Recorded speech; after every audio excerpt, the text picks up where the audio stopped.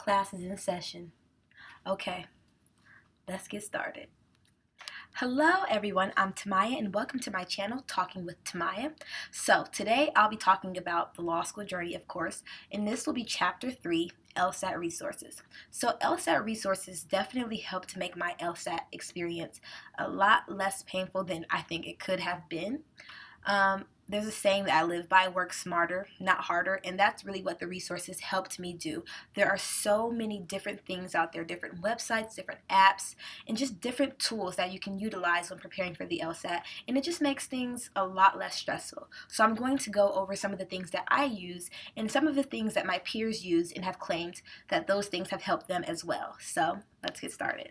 Okay, so the first thing that I want to talk about is probably one of the most exciting things that I stumbled across, and that is a free LSAT prep course.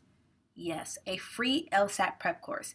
Now, this is not a live course. This is pre-recorded videos that break down the LSAT section by section. I believe there's 13 lessons included and several prep test explanations on the site as well.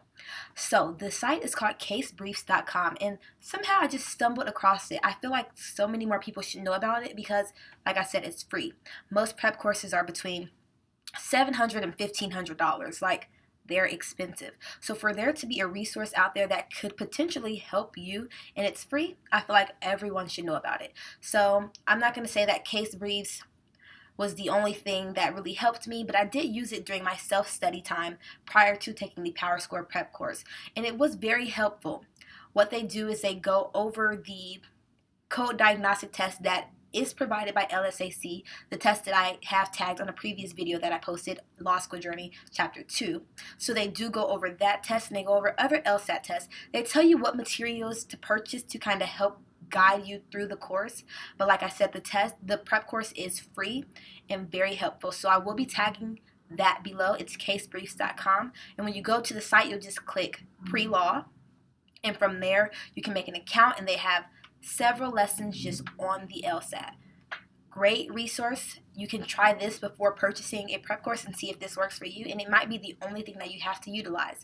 So, casebriefs.com. Okay, so the next online resource is a site called LSATHacks.com. You may have heard of them. There's also several books by that same author, but what you can find online for free is what is placed in the books. So what this is LSAT explanations, and it has the explanations for prep tests 29 through 38, and then it has the explanations for prep test 62 through 77. So it doesn't have every single LSAT prep test out there. However, it does cover a large amount of them. So what it does is it explains every single question on that prep test, and it is one resource that I used every single time I was reviewing the past prep test that I took. This is, like I said, a free resource. If you want to just purchase an individual book, you can do that, but why would you do that? Why would you pay money when you can get it for free? Exactly. So I will be putting the link for this below as well. The website is LSATHacks.com, a free resource, explanations of the prep test that you take, not every single one, but a large amount of them. So we like free, and most of these resources that I will be talking to you guys about are free resources. The next resource is another online resource, and it's lawschoolie.com. I will put the link to that site below as well. So this site is pretty much like an LSAT blog. It's written by, I believe it's 2 people who have previously taken the LSAT and who have done remarkably well, and they just offer insight to students who are taking the LSAT. There have been sections that I was going over during my LSAT studying that I just did not understand, and when reading my book, no matter how many times I reread it, I just didn't grasp the concept. So I went to that site and just seen if they covered material on that, and of course they had it, and they were able to explain it to me in a much different way, and it allowed me to understand what exactly the questions were asking me. So this is another great resource. They have so much insight from things like what to eat the day before you take the LSAT, what to eat the morning of the LSAT, how to study, how to make study schedules. So this is just another great LSAT resource, and that's lawschoolie.com. Okay, so the next thing that I'm going to be covering are mobile resources. So like I said before, there are a lot of apps that are geared towards preparing for the LSAT. One app that I used the absolute most was an LSAT Prep app. It's called LSAT Prep, and I will put an image to the icon right here.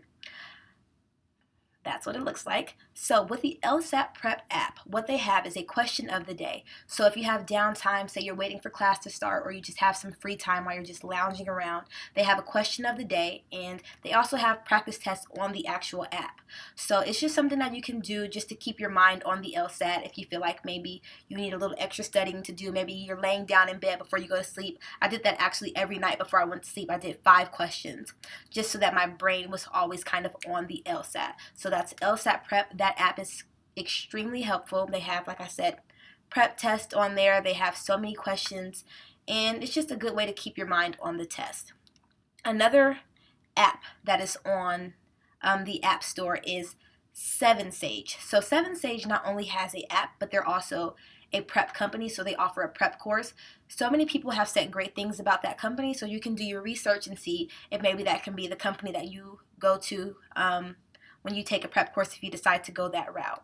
The 7Sage app is extremely helpful because it has every single logic game ever completed, and what they do is they work out the game for you. So what I would do is I would complete a logic game section, and then I would watch them complete the logic game section. I would see the way they did it differently than I, see how they got different answers than I, see what methods they used, and then I would try to apply their methods to my logic game sections. This was a very helpful way to review for logic games. Logic games can be a very challenging section on the LSAT. It's kind of like a math, and some people are just not really great at it, so this was a really great resource. Like I said, this is 7Sage, and they have every single logic game out there. So this was a very helpful resource. Okay, so the last resource is honestly one of my favorite resources. Unfortunately, this resource is not free, but it is something that I used throughout my entire LSAT study journey, and I also used it when I took both of my LSAT tests, and that is the LSAT watch, also known as a LSAT timer. So this watch is LSAC approved, and what it is it has 35 minutes on the watch, and it times you as you're taking the LSAT.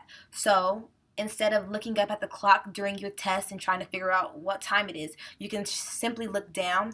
The watch has colors, which kind of indicate how close you are to the end. So the yellow means you're kind of cutting it close. The red means, girl, you have 1 minute. Get it together because it's about to be time to go. And it's really helpful to just be able to look down and see, okay, I'm still in the green. I still have time to keep writing. I still have time to answer these questions.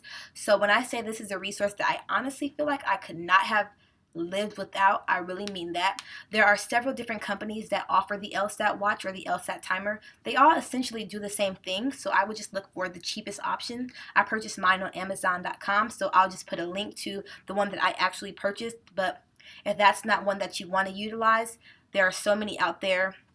Several different companies offer them.